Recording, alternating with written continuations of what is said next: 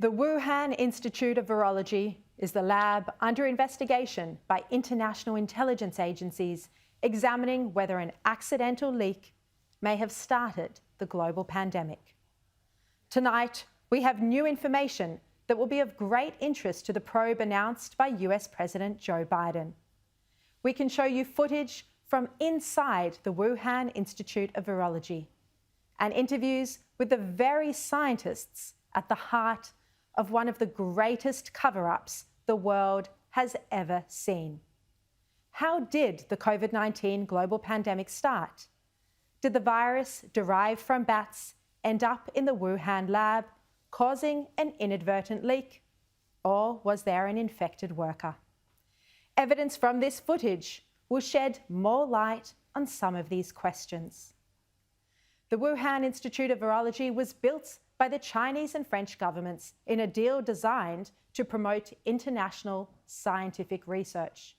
As you can see, French and Chinese leaders attend a ceremony marking the signing of the agreement, and China's President Xi Jinping visits a Level 4 lab in France. For the first time, we hear there were intense clashes behind the scenes. 中法合作经历了不同理念和文化背景的激烈的冲撞，我们经过10多年的艰苦努力，共同完成了实验室的建设。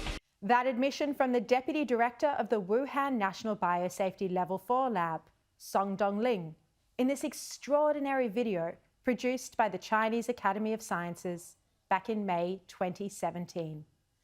The video marks the launch of the laboratory. It's called Persistence Unyielding, the construction and research team of the Wuhan National Biosafety Level 4 Laboratory. In this video, Song also admits they had no prior experience in the area of biosafety, yet they were dealing with some of the world's most dangerous pathogens.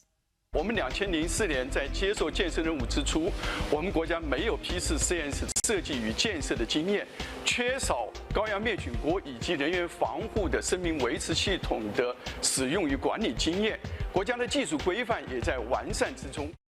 No prior experience, yet they were genetically manipulating bat coronaviruses in highly dangerous experiments. After relying on the French government to both fund and build the lab, when it was complete, the French were immediately kicked out. The French government was furious, as this was supposed to be a centre of international cooperation, and it raised alarm bells in French intelligence.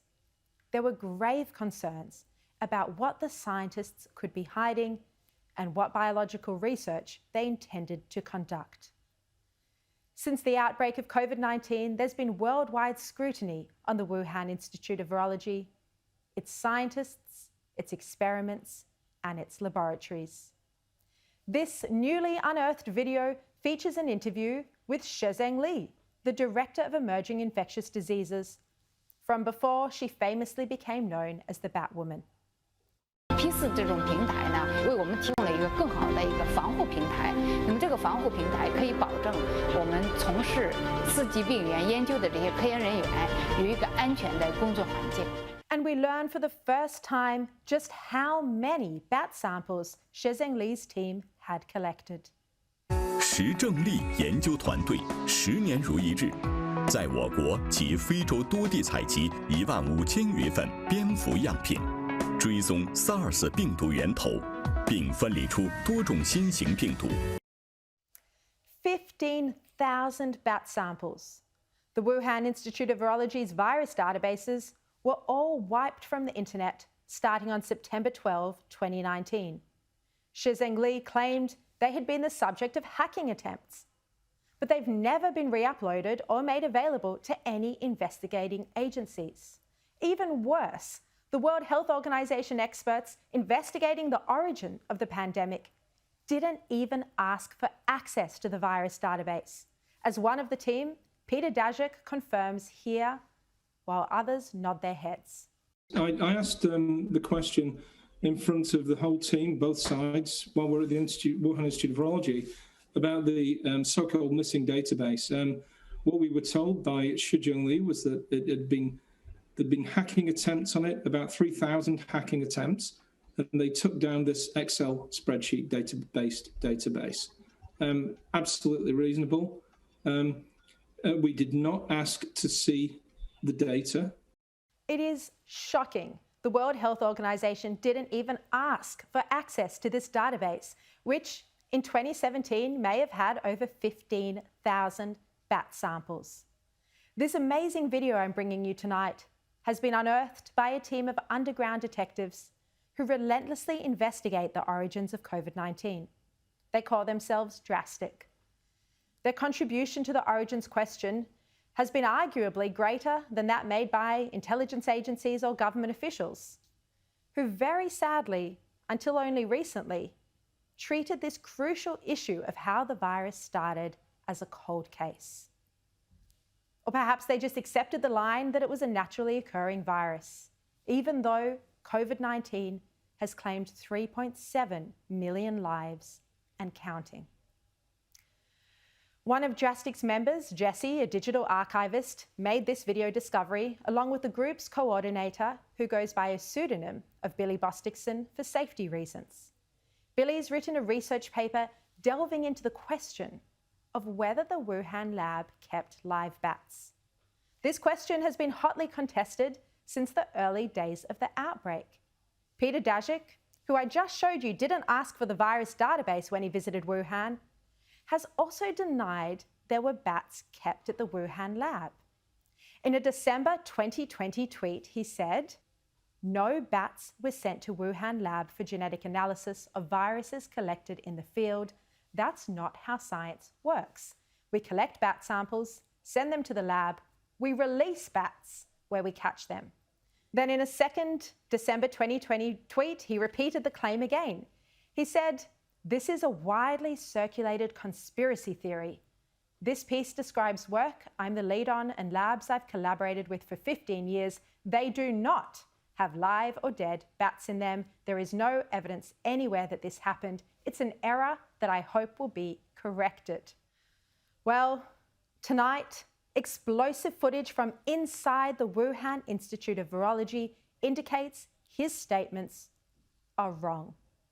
It is not a conspiracy to say there were live bats at the lab.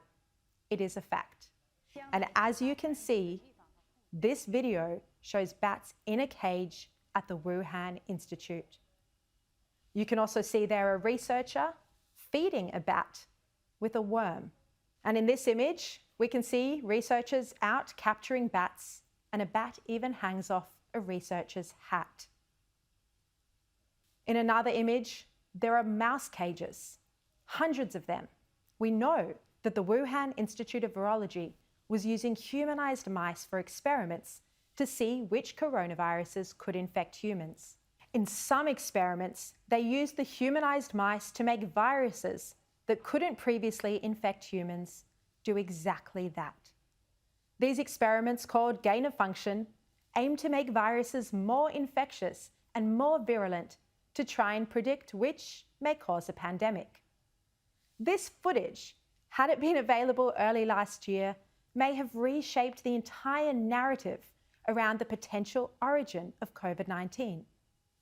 Back then, we were told there were no bats at the lab, but we were told that disease-ridden bats were sold and butchered at the wet market. You'll remember this led to calls from presidents and prime ministers the world over to shut down wet markets. And videos did the rounds of Chinese people eating bat soup. In fact, bats were never sold at the Wuhan wet market, and the videos were nonsense. Daszak must have realized his public statements from December 2020 were wrong when he claimed it was a conspiracy to say there were bats in the Wuhan lab. He said, "We didn't ask them if they had bats. I wouldn't be surprised if, like many other virology labs, they were trying to set up a bat colony. I know it's happening in labs here and in other countries." That was just June 2021. Had governments known a year and a half ago there were live bats at the Wuhan lab, this would have been crucial information when they were making their assessments about how the virus may have leaked. Daszak is also the scientist who organised, drafted and signed the letter in The Lancet that said it was a conspiracy to suggest the virus may have leaked from a lab. While investigating my book, What Really Happened in Wuhan, I discovered that Daszak was invited to brief the FBI and the Office of the Director of National Intelligence at a meeting on February 3rd, 2020, in the earliest days of the outbreak. Misinformation was a key topic at that meeting. He's also now leading the Lancet's own investigation into the origins issue. He's co-authored scientific papers with Shezheng Li and gone bat sampling with her, and he's funded her research with grants from Anthony Fauci's NIH. His very involvement in the World Health Organization investigation was an extreme conflict of interest. So the Prime Minister and other world leaders were at the G7 over the past couple of days, and what has been fascinating to watch here is that Australia wasn't just out on its own and ahead of its skis, but it was leading the world when it came to China. The G7, which is made up of all of those modern countries, have now essentially all completely locked into where Australia has been for more than a year. That there must be accountability about what has happened when it came to the coronavirus that, of course, has destroyed the Western world.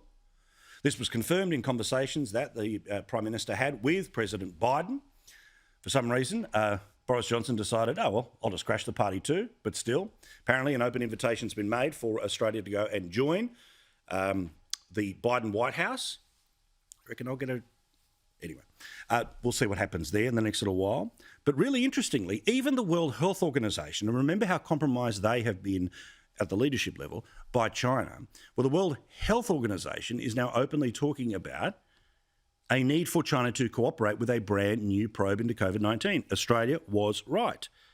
So think of all of those people who poo-pooed and pretended that Australia was somehow doing something that the rest of the world didn't want to do. Well, Australia has now been able to convince the rest of the world about the need to hold China to account. This is really big stuff.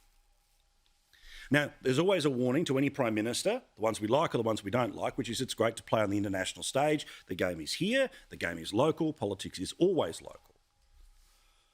So sometimes they get a bit distracted by running around at the conference level of things. But there's a very practical reason why the world needs to confront China. You know and I know why that's the case, because it plays out in the suburbs, in the cities, in our country, in our regions, all day, every day. Now, while it was a good weekend for our Prime Minister, Joe Biden, of course, because he wasn't Donald Trump, immediately given 5 stars by the media, just like Obama was given 5 stars for not being George Bush, just like Clinton was given 5 stars for not being George H.W. Bush. Do you notice a pattern here? Anyway, here was the oh-so-open and transparent White House communications staff dealing with the press in Cornwall. Thank you. Thank you. Thank you, guys. Thank you, guys. Thank you, guys. Let's go. Thank you, guys. Thank you, guys. Let's move. Let's move, you guys. Let's go. Thank you, guys. Let's go. Come on, you guys. Let's move. You good, Joe? Thank you. Let's go, you guys. Come on, you guys. Let's go. Come on, let's go. Thank you. So open, so transparent. As for the host of the event, Boris Johnson got a little bit carried away, and whatever we used to find charming about this bloke, I don't find charming about him now. This, in part, was what he said. As G7, we are united in our vision for a cleaner, greener world, a solution to the problems of climate change, building back more equal and how shall I, in a more gender-neutral and perhaps a more feminine way. Really? This was the bloke who, remember, tore down the second only woman to become Prime Minister of the UK, and Theresa May, to become Prime Minister, because the assumption was that she had drifted too far to the left.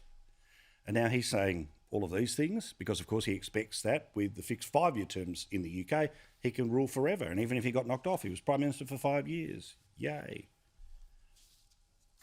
Oh, meantime, however, the best thing that happened at the G7 this weekend, it's not very serious, but again, I'm in one of those moods. It's a long weekend for most of the country.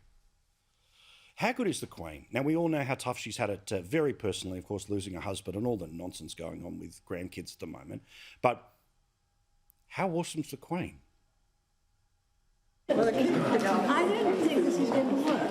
For 2 hours. There is a knife there as well. What? There is a knife, it's I know there is. This is something that is unusual. I don't know why it's a sword. She's cute. Forgive me.